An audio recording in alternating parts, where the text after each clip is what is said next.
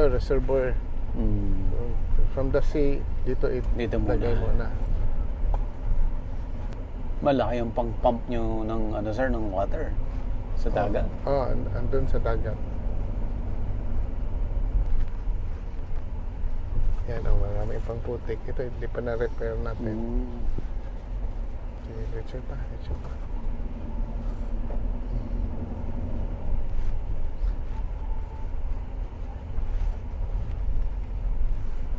Dahil din sa bagyo to sir, or bagyo yan. after harvest? Hindi, bagyo yan. Bagyo din. Sinaking natin lahat ng putik. Kasi lubog to lahat sir eh. Lubog, buong farm lubog.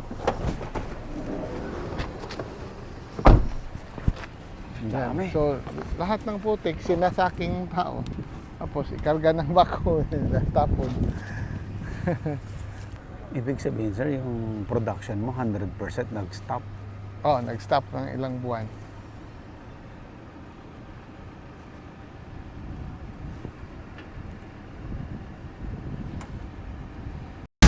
Gusto mo bang matuto ng agribusiness, crops, livestock and poultry, aquaculture, at ma-inspire sa mga success stories? Agribusiness How It Works! As a YouTube channel, Agribusiness features entrepreneurs, farmers, organizations, OFWs, investors. However, beyond our usual content and official endorsements, Agribusiness does not engage in other business dealings with them. While our viewers and featured individuals and entities may choose to pursue business deals with each other on their own, we encourage them to be cautious in doing so. Ito pa, pero kailangan pa to yun. So, malaki pang trabaho. Yan. Kailangan pa yan i-remove lahat ng putik. So before the typhoon sir, lahat to may laman. May laman. May konti lang walang laman, kaka-harvest lang. But ito may laman to lahat. Lahat. For different sizes. Small, medium, large. Pero yung ibang farms hindi naman affected. Ito lang yung grabe. Ito lang. Dito talaga dumaan yung bagyo. Ito na sa pan. Maglaya ta para paniod to. Sabi ko, huli tayo ng shrimp para kakainin.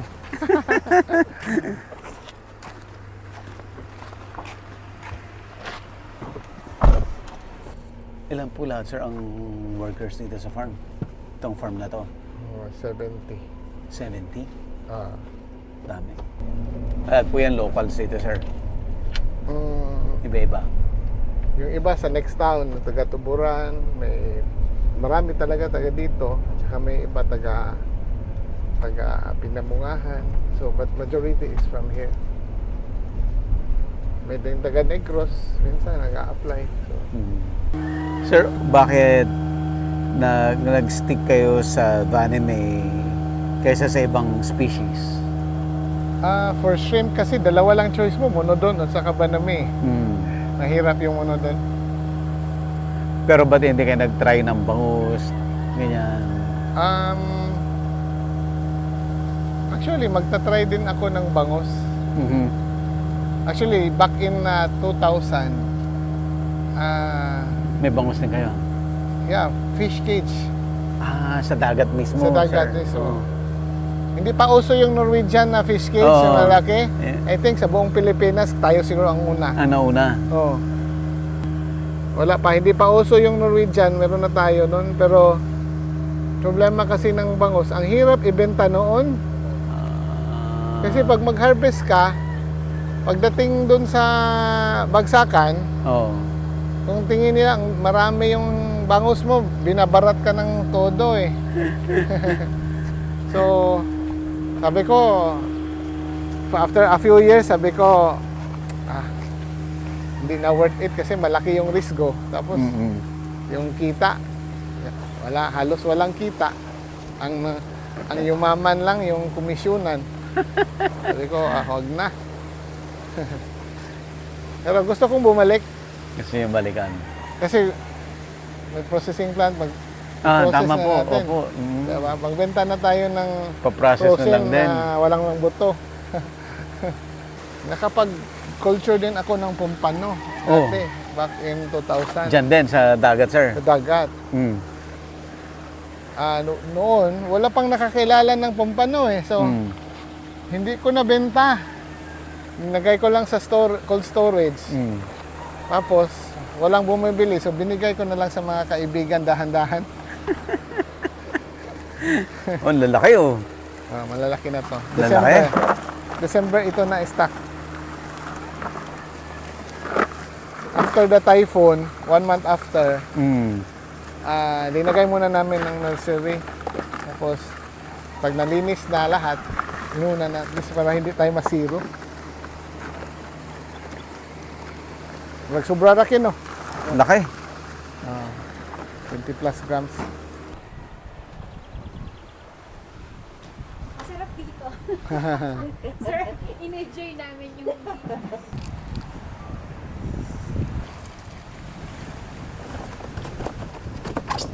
Ayan, tanghali natin. Pananghalian. Yun ang fresh na fresh. Oh.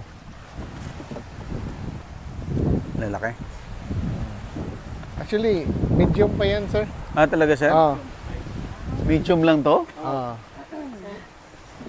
Lalaki pa yan. Dark color po talaga siya, no? Oh.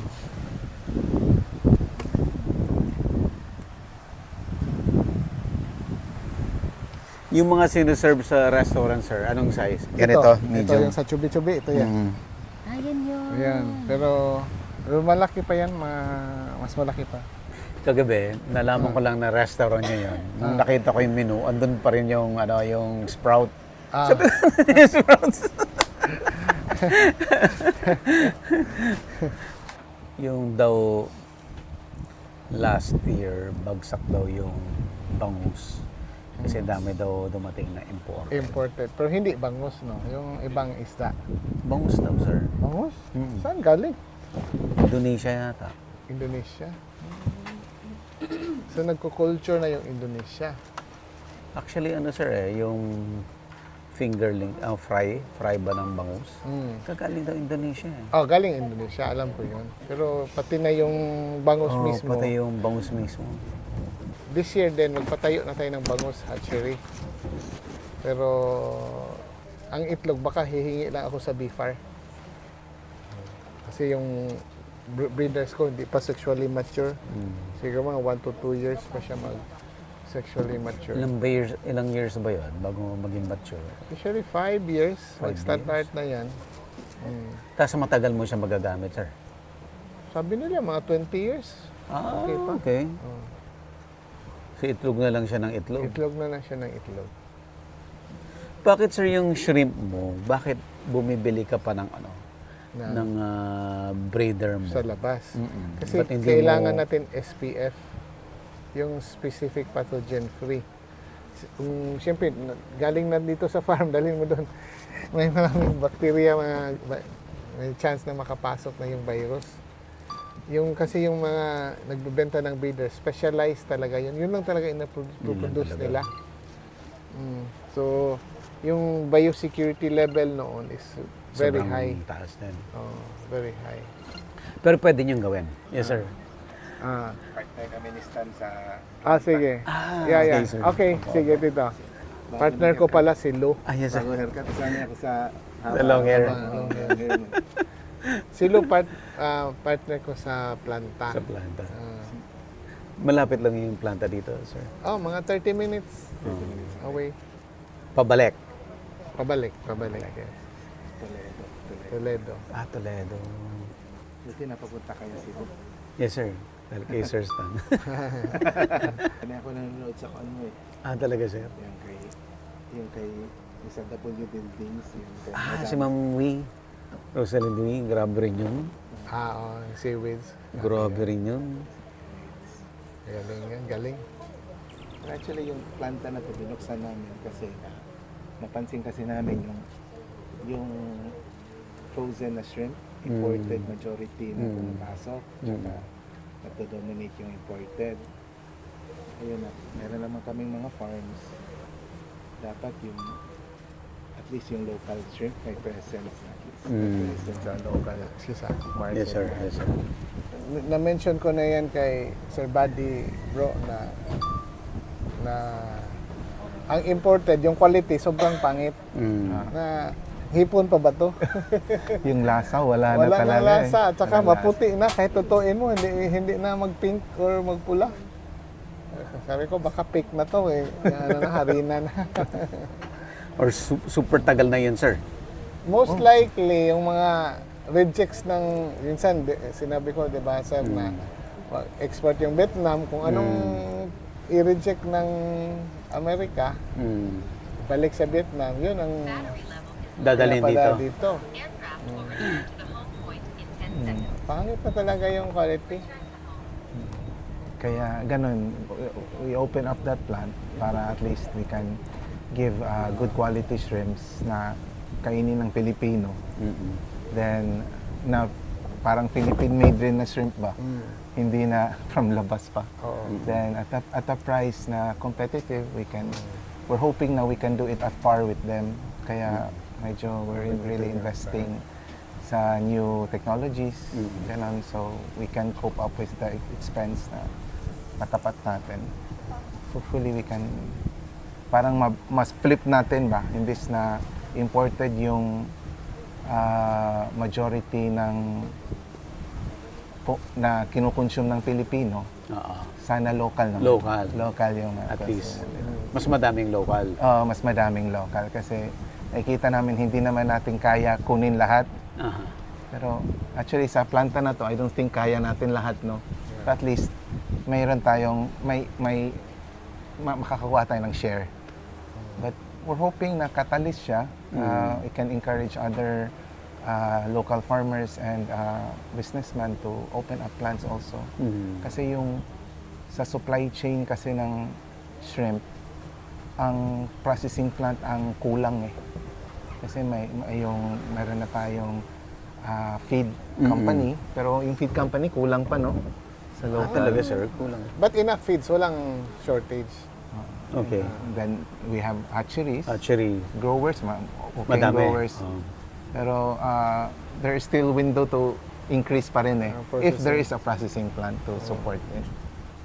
So, hopefully we can encourage other processors if makita nila na maganda ang takbo natin. Mm. Para later on, Pilipino, kumakain ng Philippine shrimp, hindi na imported. Vietnamese shrimp. Vietnamese, so. Yun ang kuan eh. Dapat kasi naman talagang mas maganda talaga yung quality ng Philippine shrimp. At saka sa Philippine shrimp farmers never use antibiotics and other chemicals. Yun ang difference. Kaya nga we are appealing to the government na to test also the incoming shrimps. Yung mga pumapasok, sir. Kasi mag-export kami sa Amerika or Japan. Tinetest nila eh. Mm. Tayo lang sa Pilipinas na kahit ano pwede pumasok. Dapat i-test nila for antibiotics, Heavy test nila metals. for heavy metals, for diseases. Kasi like for example, there are some countries, if you export shrimp to them, not only will you test for antibiotics, but you also have to shrimp for shrimp diseases. Kasi baka magdala ka ng sakit kasi fresh Papasok yan. Hindi pa dito. yan luto eh. Mm. Papasok dito. Tapos baka magdala yan ng mga bacteria or virus. Especially marami pang sakit sa Vietnam na wala pa sa Pilipinas. Ah. Tapos import tayo ng import ng shrimp from Vietnam, baka makapasok naman ulit yung new diseases sa Pilipinas. So, yun ang isang issue na should be addressed soon. Sir Lou, sorry, ano po yung buong name niyo, sir? Louis Libarios. Ano po ang main line ng business niya? Shrimp rin kami. We have grow out. We also have processing plant. Then when Stan and his family decided to open up a plant, then nag-decide kami ni Stan we can partner Join up force. for the processing plant. So, yun. Kasi medyo kwante eh. yung goal namin medyo ambitious eh. Yung cost talaga, napansin kasi namin yung advantages like Vietnam, scale, meron silang scale. Also, ang power cost nila is lower. Yeah. So, yun ang ina-address natin with this. So, hopefully, I think so far no, kaya naman no. Yeah, I think we can compete. Nag-start kami ng operation dyan November last year. So, bago pa lang. So, from what we've seen, kaya naman. It's just a matter of establishing talaga yung planta, yung manpower. So, medyo hindi pa stable eh. Bago-bago pa. Kulang-kulang rin ng structure pa. But so far, it has been positive naman. Yung sa amin, yung processing, we've been doing business also 34 years. So process, Processing. Oh, okay. And even farming. Shrimp guys talaga kami. Parang, ano yan, generational shrimp business na ba? Kaya nga, it has... Ako first generation. first generation na. Kasi ako nag-start. Ikaw Ako at saka kuya. Kasi yung sa papa niya. Father ko, second generation na ako. Second generation. So, yun, masakit. For how many years na kami nasa negosyo, sakit ng yung emotions namin ba, nakikita na yung Pilipino, imported na kinakain eh. Kaya, hopefully, we can help the industry with what we're doing. Ayun. I think sa marami namang industriya sa Pilipinas, ganun din eh, no? Na important talaga ang challenge yun. Wala tayong food security. Actually. Wala talaga.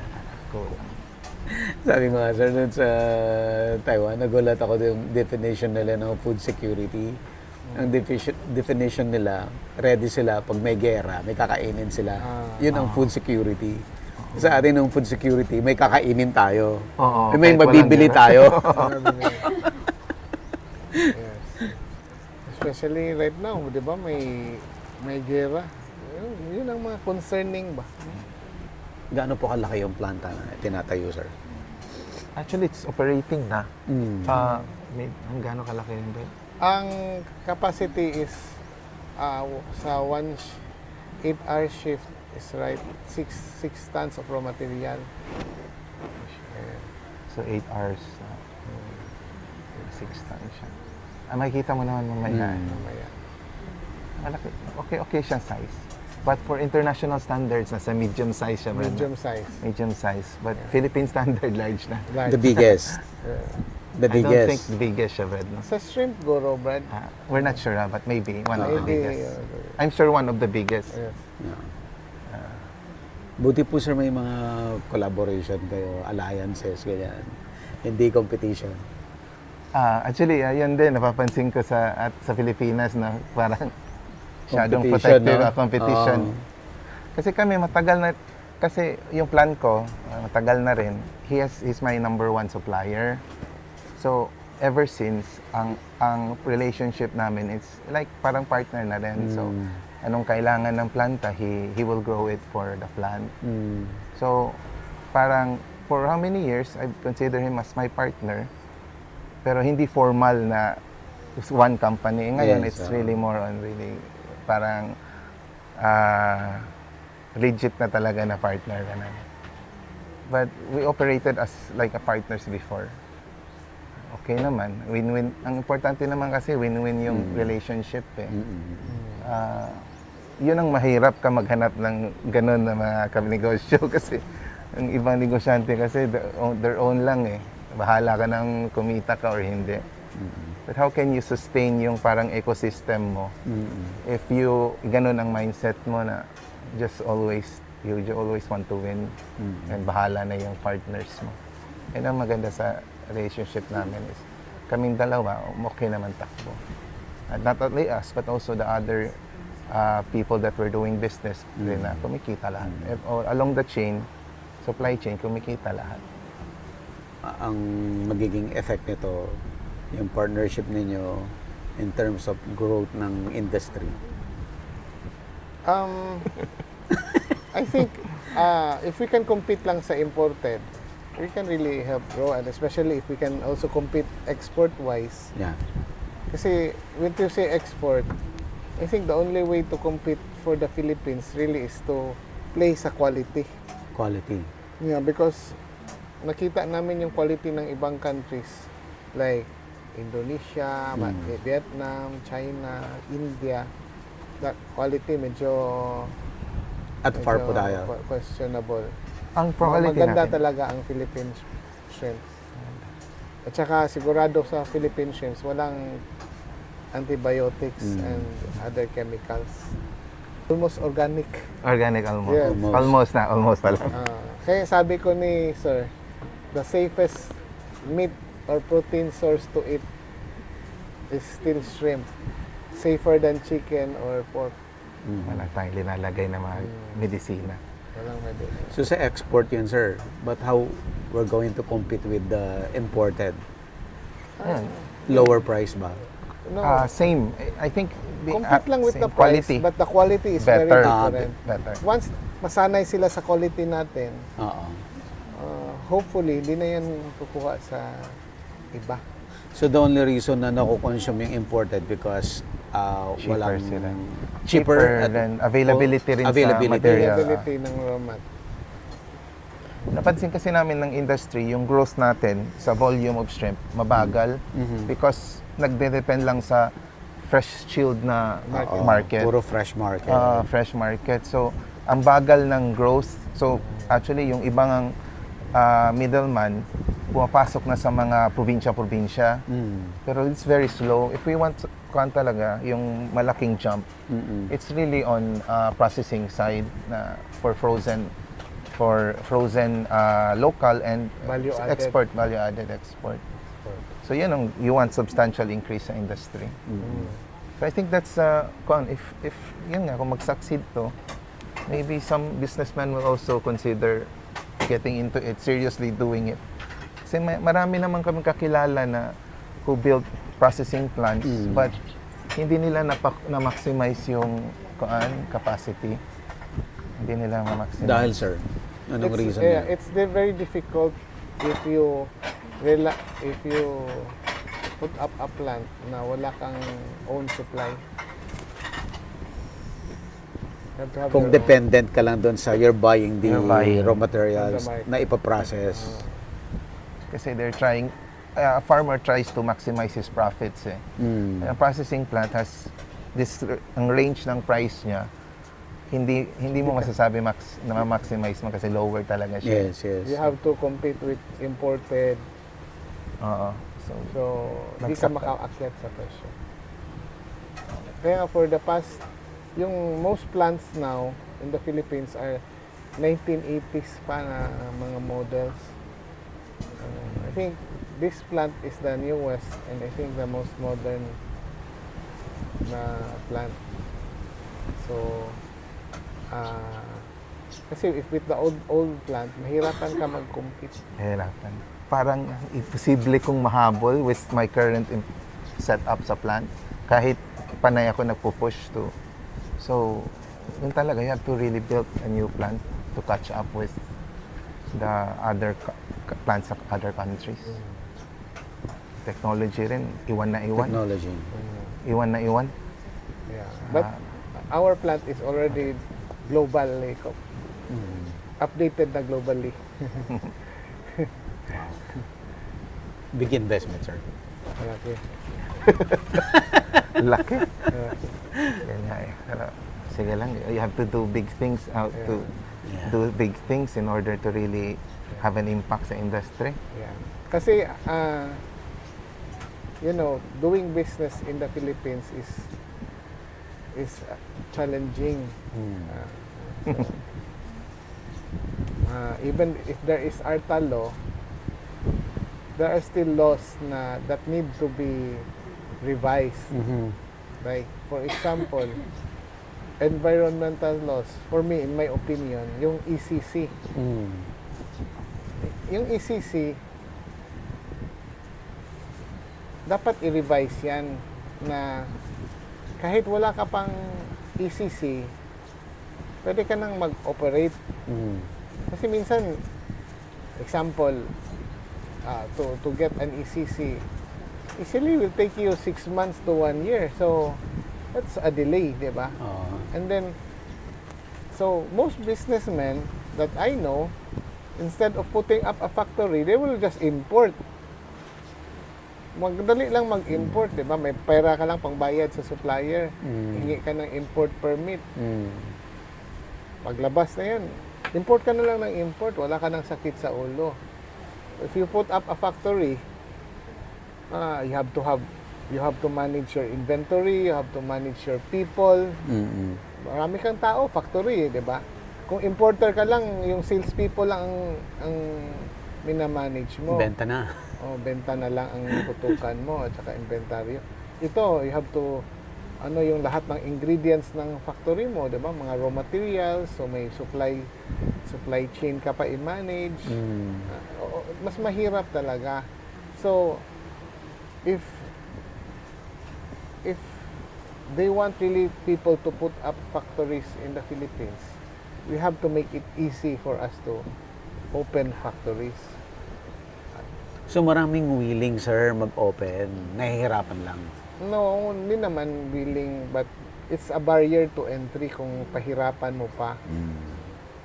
Like for example, back in the 80s,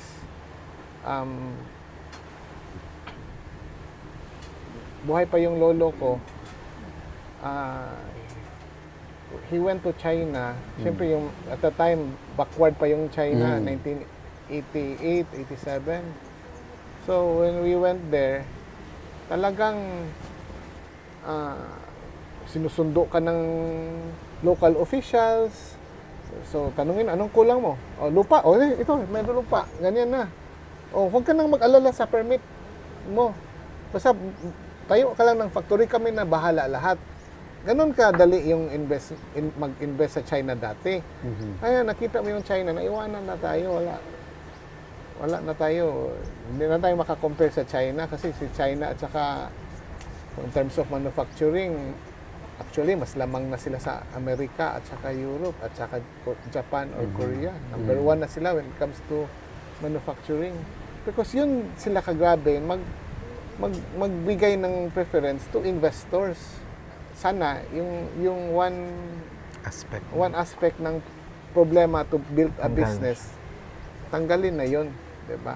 One-stop shop na isa lang shop na mag-approve lahat. Tapos dapat within 1 month andun na lahat. Approve na. Yun ang dapat i-improve natin para maraming magpatayo ng factory dito. 'Di ba? Right now,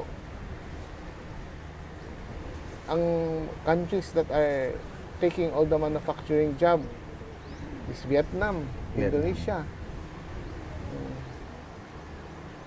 So, yeah, things like that dapat na i-improve natin ba legislatively kasi kailangan lang legislation is as much as possible i-lessen natin yung regulation. Too much, yun ang problema natin. Too much. Too much regulation. Kaso nga lang lahat dadaan sa legislation kaya matagal. Walang way na hindi dadaan sa legislation. Siguro executive order from Malacanang, yun ang mas mabilis. Pero definitely we should do our best to lessen the time from, 'di ba? Yung ease of doing business ba? Everybody's talking about ease of doing business. Although versus like 10 years ago, there is improvement. But if we really want to catch up with the rest of the ASEAN neighbors, we have to move faster, I think. May improvement naman, we can say na may improvement. But we still need faster improvement, like Singapore fast. Singapore standard fast. Kasi sa tingin ko ba, if we don't do something about this, we might have big problems in the next few years. Kasi right now, there's a big freight train coming, big storm coming. I think everybody knows, but no one is doing about it. And it is AI. AI will, you know, replace a lot of our call center people. And then, the call center is $50 billion a year. Imagine mawala yan. So we better prepare. And the only way to prepare is anong pwedeng industries natin na may competitive advantage tayo na pwede natin pasukan na just in case these people get laid off. Diba? There's an industry that can absorb it. So that's why that is keeping me awake at night. Yeah. But hopefully, we will do something about it. Pero buti naka-open ka ng ganun vlog for agriculture. Like, Oo, sabi sir. ng mga Kasi nung nag-start ako ng career ko sa TV, na GMA, may TV show kami na agriculture, Agri-7, nung araw pa. In the Actually, yung mga tao 90s. pa nasabi nila rin eh. Yun, natuto ako doon. So, natutunan ko yung language. Tapos after that, ABS ako, full-time ako sa editing. Tapos, gusto ko talaga mag-business eh. So, umalis ako. Nag-business ako, video production. Anong business mo? Video production. Anong video production? Oo. Okay. Sa mga corporate videos.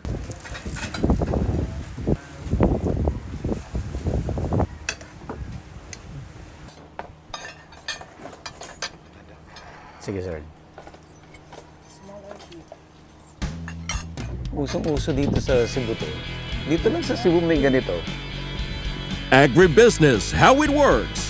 Instruct, inspire, succeed.